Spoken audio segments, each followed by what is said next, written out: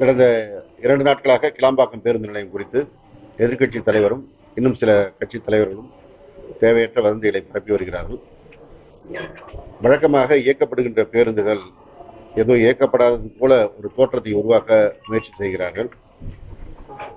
கிளாம்பாக்கம் கலைஞர் நூற்றாண்டு பேருந்து முனையம் துவங்கப்பட்ட பிறகு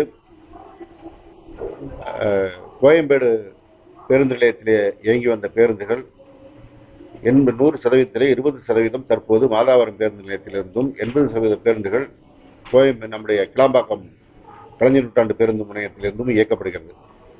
எனவே ஏதோ ஏற்கனவே வந்த பேருந்துகள் ஏதோ இங்கே புதிதாக வராதது போல ஒரு வதந்தியை பரப்புவது தேவையற்ற செயல்.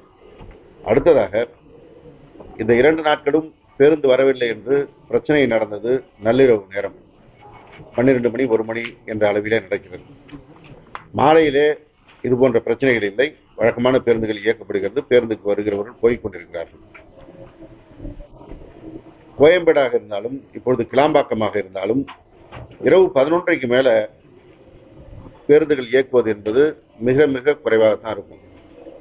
சொல்ல போனா திருச்சிக்கு மாத்திரம்தான் பேருந்துகள் இயக்கப்படும், மீதி பேருந்துகள் இயக்கப்படாது. ஏன்னா நீண்ட தூர பயணத்திற்கு போகிறவர்கள் அந்த நேரத்திற்கு மேல் போவது பாதுகாப்பானதல்ல. 12 மணிலிருந்து ஒரு 4 மணி வரை பேருந்துகளை இயக்குவது என்பது லாரி டிராபிக் ஹெவியா இருக்கிற என்ஹெச்ல இதை இயக்குவது பாதுகாப்பானது இல்லை என்கிற காரணத்தினால் இது காலம் காலமாக இருந்து வருகின்ற நடைமுறை. ஆனால் இந்த 12 மணிக்கு மேல ஒரு 200 பேர் திடீரென்று நின்று கொண்டு இந்த பிரச்சனையை செய்வது என்பது ஏதோ ஒரு உள்நோக்கத்தோடு செய்வதாகத்தான் தோன்றுகிறது. காரணம், நேற்று இன்னொரு செய்தி. ஆம்னி பேருந்து உரிமையாளர்கள் நீதிமன்றத்தை நாடி அவர்கள் கோயம்பேட்டிலிருந்து இயக்க வேண்டும் என்று கோரிக்கை வைத்தார்கள். அதிலே 2 தரப்பு வாதங்களையும் கேட்ட மாண்புமிகு நீதிபதி அவர்கள்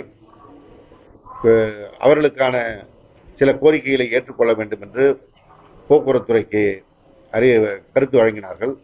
அந்த அடிப்படையில் ஆம்னி பேருந்து இயங்குகின்ற பொழுது இந்த முடிச்சூர் பேருந்து ஆம்னி பேருந்து நிறுத்தம் தயாராகின்ற வரை அவருடைய பணிமனையிலிருந்து இயக்குவதற்கு அனுமதித்து, அதற்கு பிக்கப் பாயிண்ட் என்று பயணிகளை ஏற்றுவதற்கு சூரப்பட்டு மற்றும் போரூர் டோல்கேட் 2 இடங்களை குறிப்பிட்டிருக்கிறார்கள். அதல்லாமல் அந்த ஆம்னி பேருந்து உரிமையாளர்கள் அவருடைய பேருந்தை நிறுத்துகின்ற இடத்திலிருந்து கிளம்பும் போது அங்கே ஏற்றிக்கொள்ளலாம் என்கின்ற ஒரு பொருள்பட அந்த ஒரு வரி இருப்பதைத்தான் ஆம்னி பேருந்து உரிமையாளர்கள் வேறு விதமாக எடுத்து கூறுகிறார்கள். ஏற்கனவே இயங்கிக் கொண்டிருந்த பேருந்துகள் அந்த பணிமனையிலிருந்து இயங்கட்டும், இங்கே முடிச்சூரில் அவர்களுக்கான வசதி ஏற்படுகிற விரை என்கின்ற அந்த கட்டத்தில் தான் மாண்புமிகு நீதிபதி அவர்கள் இந்த கருத்தை சொல்லியிருக்கிறார்கள். ஆனால் மீண்டும் கோயம்பேடு பேருந்து நிலையம் இயங்க துவங்கிவிட்டது போன்ற ஒரு தோற்றத்தை ஆம்னி பேருந்து உரிமையாளர்கள் குறிப்பிட்ட சிலர் ஏற்படுத்த முனைகிறார்கள். ஏனென்றால் 585 அதிகபட்சமாக ஆம்னி பேருந்துகள் இயக்கப்படுகிறது. மற்ற நாட்களில் குறைவாகத்தான் இருக்கும், லீன் டேஸ் சொல்ற நாட்கள்ல. இந்த அதிகபட்சமாக இயக்குகின்ற பொழுதும் 300 பேருந்துகள் இங்கே நேற்றிலிருந்து நிறுத்தி வைக்கப்பட்டிருக்கிறது. மீதி பேருந்துகள் தான் தங்களுடைய பணிமனை கோயம்பேடை சுற்றி இருப்பதாக சொல்லிக் கொண்டு போகிறார்கள். எனவே பெரும்பான்மையான ஆம்னி பேருந்துகள் இங்கே இருக்கின்ற நிலையில் ஒரு பாதிக்கும் குறைவாக இருக்கிறவர்கள் ஏதோ கோயம்பேடு பேருந்து நிறுத்தத்தை மீண்டும் இயக்குவதற்கு ஆணை வந்தது போல ஒரு தவறான செய்தியை பரப்பி வருகிறார். அதே வேளையில் இங்கே அரசு பேருந்துகள் குறைவாக இருக்கிறது என்ற செய்தியை பரப்பினால் அவர்கள் மீண்டும் ஆம்னி பேருந்துக்கு வருவார்கள் என்ற நம்பிக்கையில் செய்கிறார்களோ என்ற சந்தேகம் எனக்கு எழுகிறது. காரணம், கடந்த ஆண்டு தீபாவளி பொங்கலை விட இந்த ஆண்டு தீபாவளி பொங்கலுக்கு அரசு பேருந்திலே முன்பதிவு செய்து பயணித்தவர்கள் அதிகம். கடந்த ஆண்டு பொங்கலுக்கு 1,20,000 பேர் அரசு பேருந்துகளில் முன்பதிவு செய்து பயணித்தவர்கள். இந்த ஆண்டு 2,40,000 பேருக்கு மேற்பட்டவர்கள் முன்பதிவு செய்து பயணித்திருக்கிறார்கள். அதே போல பொங்கல் நாட்களில் வழக்கமான பயணிக்கிற பயணிகளை விட கூடுதலாக பயணித்தார்கள். அந்த நேரத்தில் எந்த பிரச்சனையும் எழவில்லை. முழுவதுமாக போக்குவரத்துறை அதிகாரிகளால் முழு அளவிற்கு பேருந்துகள் ஏற்பாடு செய்யப்பட்டு பயணிகள் இங்கிருந்து செல்வதற்கான வசதிகள் செய்யப்பட்டு முழுமையாக அந்த பணிகள் நடைபெற்றது. ஆனால் இந்த 2 நாட்கள் தேவையில்லாமல் ஒரு பிரச்சனையை கிளப்புவதாகத்தான் தோன்றுகிறது. அதையும் நான் குறிப்பாக சொல்வதற்கு காரணம், அவர்கள் பிரச்சனை செய்த அந்த முந்தா நாள் இரவு என்பது 133 பேருந்துகள் திருச்சிக்கு வழக்கமாக இயக்கப்பட வேண்டியது. 133 தாண்டி 2ஆம் சனிக்கிழமை என்கின்ற காரணத்தினால் கூடுதலாக பயணிப்பார்கள் என்று 70 பேருந்துகள் கூடுதலாக இயக்குவதற்கு திட்டமிட்டு தயாரித்து வைக்கப்பட்டிருந்தது. இருந்தாலும் பயணிகள் கூட வர வர மாநகர போக்குவரத்து பேருந்துகளையும் கூடுதலாக எடுத்து, விழுப்புரம் போக்குவரத்து கழகத்தின் பக்கத்தில் இருக்கின்ற பணிமனைகளுடைய பேருந்துகளையும் கூடுதலாக எடுத்து அந்த பேருந்துகள் 150 இயக்கப்பட்டிருக்கிறது. 70 திட்டமிட்டு 150, ஏற்கனவே இயக்குகின்ற 133 இல்லாமல் 150 பேருந்துகள் கூடுதலாக இயக்கப்பட்டிருக்கிறது. இது இல்லாமல் மொத்தமாக 495 கூடுதல் பேருந்துகள் அன்று இரவு இயக்கப்பட்டிருக்கிறது. நேற்றைக்கு இரவு 610 கூடுதல் பேருந்துகள், வழக்கமாக இயங்குகின்ற பேருந்துகளை விட கூடுதலாக இயக்கப்பட்டிருக்கிறது. இதில் மக்கள் புரிந்து கொள்ள வேண்டியது, இரவு 11:30 மணிக்கு மேல் வந்து பயணம் செய்ய புதிதாக பேருந்துகளை கேட்கின்ற பொழுது பக்கத்தில் இருக்கின்ற பணிமனையிலிருந்து பேருந்துகளை எடுத்துக்கொள்ளலாம்.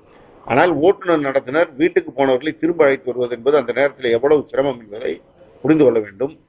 அதே போல பொதுமக்களை பொறுத்தவரை ஊர்களுக்கு செல்பவர்கள் மாலை 7 மணியிலிருந்து அந்த 10-11 மணி வரை தான் எப்பயுமே கூடுதலாக பயணிப்பார்கள். இது கோயம்பேட்டில் பார்த்தவர்களுக்கும் தெரியும், இங்கே பார்ப்பவர்களுக்கும் தெரியும். இந்த பொங்கலின் போது கோயம்பேடுக்கு ஆய்விற்கு சென்ற பொழுது வந்திருந்த பத்திரிகையாளர்களை நேரடியாக பார்த்திருக்கலாம். பல இடங்களில் கூட்டம் வந்து குறைவாக இருந்தது. ஏன்னா அவங்க பகல்லையே பயணத்தை துவங்கிவிட்டார்கள், பொங்கலுக்கான பயணத்தை.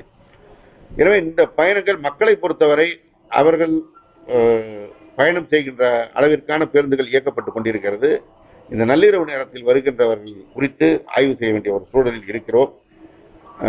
மிக குறிப்பாக இந்த ஆம்னி பேருந்து பிரச்சனை வந்திருக்கின்ற நேரத்தில் இந்த பிரச்சனை எழுந்திருப்பது என்பது சந்தேகத்தை எழுப்புகிறது. நான் அவர்களுக்கு அன்போடு சொல்லிக் கொள்வதெல்லாம், முடிச்சூர் அந்த ஆம்னி பேருந்து நிறுத்தம் என்பது விரைவில் தயாராக இருக்கிறது. மாண்புமிகு இந்து சமய அறநிலைத்துறை அமைச்சர் சேகர்பாபு அவர்கள் சொன்னது போல ஏப்ரல் இறுதிக்குள் தயாராக இருக்கிறது. இப்பொழுது அண்ணன் அவர்களும் நானும் சென்று அங்கே பணிகளை ஆய்வு செய்து வந்திருக்கிறோம். அதற்கு பிறகு முழுமையாக கிளாம்பாக்கம் பேருந்து நிலையத்தில்தான் அனைத்து ஆம்னி பேருந்துகளும் இயங்கப் போகிறது. எனவே இந்த இடைக்காலத்திற்காக ஒரு தேவையற்ற குழப்பத்தை ஏற்படுத்துவதும், அது குறித்து பல்வேறு பேட்டிகளை கொடுப்பதும், சமூக வலைதளங்களில் தேவையற்ற குழப்பத்தை ஏற்படுத்துவதும் ஒரு விரும்பத்தகாத செயல், கண்டனத்திற்குரியது. மக்கள் கிளாம்பாக்கம் பேருந்து நிலையம்தான் முழுமையாக இயங்குகிறது என்று இங்கே வந்து பேருந்துக்கு எதிர்பார்த்து போய்கொண்டிருக்கின்ற நிலையில் இந்த குழப்பத்தை ஏற்படுத்த வேண்டாம் என்று நான் அவர்களுக்கு அன்போடு வேண்டுகோள் வைக்கிறேன்.